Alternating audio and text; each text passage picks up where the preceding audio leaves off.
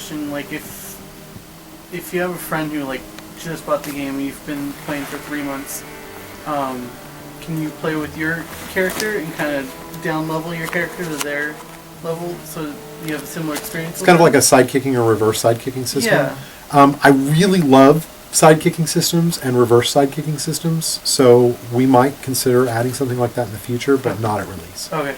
Because I think power leveling's great and all, but it would be just a boring experience for my friend who just got the game. And the thing, it's one of those things where you when you weigh features, we considered it and we've always talked about it, but we also said, well, if there was ever a feature that we didn't have to have at ship, that seems like the feature, because at ship you don't have that problem. You don't need that. You only have it later on. And kind of the older the game gets, the more prevalent that problem becomes. So, but definitely a kind of feature we'd be interested in.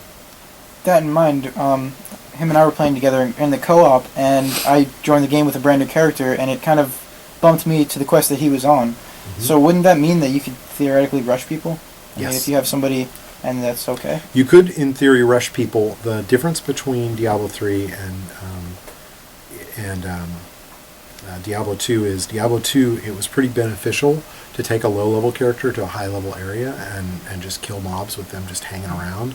And we put in gates on XP game that make that less prevalent. So yes, you could accelerate through the story, but all that's really doing for you on an exploit thing is ruining the story for you. Okay. On the other hand, we also felt really strongly that if that's how you want to play, like if it's more important to you that you play with your friend than the integrity of the story, okay, that's what's more important to you. You're the player. You're $50. You get to decide. That's cool. You were talking about. Oh wait, no, it was his turn next. Right. Well, nobody said anything. Go ahead. You gotta jump in there, man. Yeah. Grab it. So I, hearing with the auction house, I was actually really excited because to me it's an example of where you guys will have some kind of consistent income. So I think there can be a justification for more development and some ongoing things in the universe that won't make Diablo 3 a game that I play for 2 months and then forget about for 4 years. Mm-hmm. So that said, what I'm wondering is if there are some plans on your end to do things like daily quests or community events or things that are going to keep people engaged more than just the standard leveling and then gone. Yeah.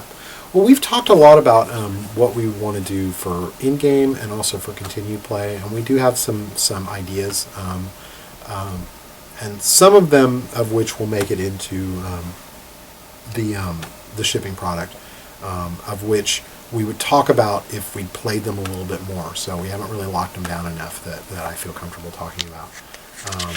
But a lot of which that I really feel like at ship they'll be the kind of the tip of the iceberg kind of a thing.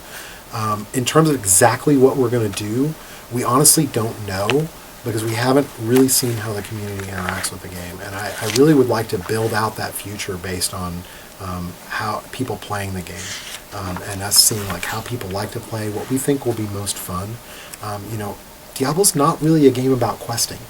So we're not sure like a daily quest is the exact right thing. I'm not even sure it's a game where we want to encourage people to have to come in and play every day, which is what a daily quest kind of does. It says to you should be playing every day. I don't know that we want to do that. We, maybe a weekly quest, because I think the idea of World of Warcraft is it's a very community-oriented game. You want players at least walking into the game once a day, just so they can check in with their guild and find out what's going on. And the game dynamically changes so much. Whereas something like Diablo, it's really our intent that you be able to play it a little more casual. So we want to make sure that any systems that we enter like that feel that way. They feel a little bit more casual. How's your arm doing, buddy? It's stinging right now. I haven't actually done what I said. I said I was going to get up and walk around, but then I didn't do it. You better live up to your word. Is there a cow level? Nice. Is there like a super secret cow level? You want my standard answer to that? Of course. What can you tell us about your current plans for the talisman and charms, I guess? The current plans for talisman and charms is that they're gone. And primarily they're gone because the system just wasn't cool enough. So we have the choice of, okay, we can try and make the system cool enough. It probably needs a complete overhaul, or we can shave a little bit of time off of that estimated release date. You know, so we decided, you know what, we're going to hold on to this. It sounds like a really cool expansion feature, and with so many other features in the game, we really felt that that feature had always kind of gotten the short end of the stick. You know, it had always been kind of screwed, like it never got the attention it needed. And I said, you know what, why don't we make this like a major expansion feature? Then we can make sure that it really gets the attention. Because the original version of the Talisman One do is quite different and much more elaborate and pretty cool. But we kind of shaved it and we kind of compromised it and got it down and got to where we're at. And you know, where we were at, we weren't happy with. What did it do originally? I don't want to say because you know, I don't want to promise how we'd handle it because we never got to try it out, so I'm not sure it would have worked. You know, it was quite different, and you know, possibly overworked. You know, so but we'll see. One more. One more, sure. Do you see the auction house feature like a good way to generate revenue for you to maintain servers and stuff like that? Was like that a deciding factor in switching to real currency? It wasn't the deciding or even driving factor for us. We really don't know what the auction house is going to do monetarily. Like we have a lot of different projections and they wildly vary. We're pretty sure we won't lose money on it. And that was the most important thing. It's like, well, if we're going to do this, it's a lot of server infrastructure, it's a lot of hardware. You know, we've got to make sure that we can at least cover those costs. The thing that drove our decision to do this, it drives kind of how we do everything at Blizzard, was we felt like it was a really good service for the players. It was something we could do for players that we thought they would appreciate, that we felt like would make the gameplay experience better. As a company, that's kind of always where we start. You know, I had someone earlier today ask me, like, are you guys going to make mobile games? And I was like, well, we're going to make games. And if a mobile platform is is a good platform for the game we make, then we'll do a mobile platform. Which is not, I don't know if that's how, I mean, most of the companies I work for didn't think that way. They figured out, what platform do we want? What's our financial model? Okay, what game, and also like, what IP will really appeal to a bunch of people? Okay, figure out how to make a game with that.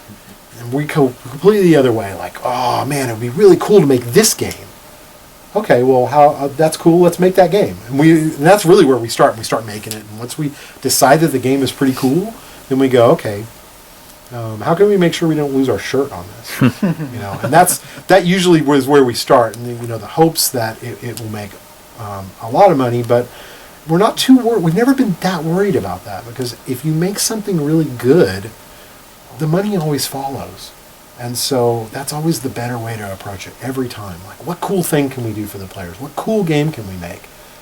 That's the most financially viable decision you can possibly make. And that's what drove it. Off the heels of that, console plans? We are exploring a console, version of the game.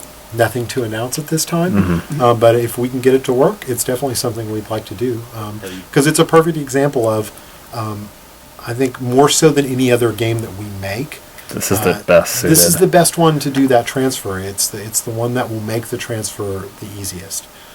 So a lot of that is going to be based around us being able to build a good R&D team that can actually build it. So one of the things I would encourage is if you know when you guys post this interview, if anyone in the game industry who wants a job, wants to come and do it, we're really serious about it. So we'd really love it if they'd apply. When you said transform and version, do you mean like a port of the game from, say, this to like Xbox or whatever, or would it be like a spin-off kind of a title? We'd want it to be Diablo 3, so we wouldn't want it to be like a whole different game. But I think port is kind of a dirty word for a lot of people, usually because when people port games, they don't really design the game for that system. Our feeling is we don't ever want to do a port again in that sense. If we transfer Diablo 3 over to another platform, we want it to be the best possible game it could be on that platform. And that's we want to approach it the way we'd approach making Diablo 3 on PC and Mac. So in essence, it would still be Diablo 3. Yeah. Okay. Yeah, we'd focus on making Diablo 3, but we would also make it feel like it had been built from the ground up for a console. And if we can't do that, that would be the only reason we wouldn't do it. You can cut it there. All right. Cool. Thanks a lot, guys. These Thank are always you. the most fun for me. Sounds great.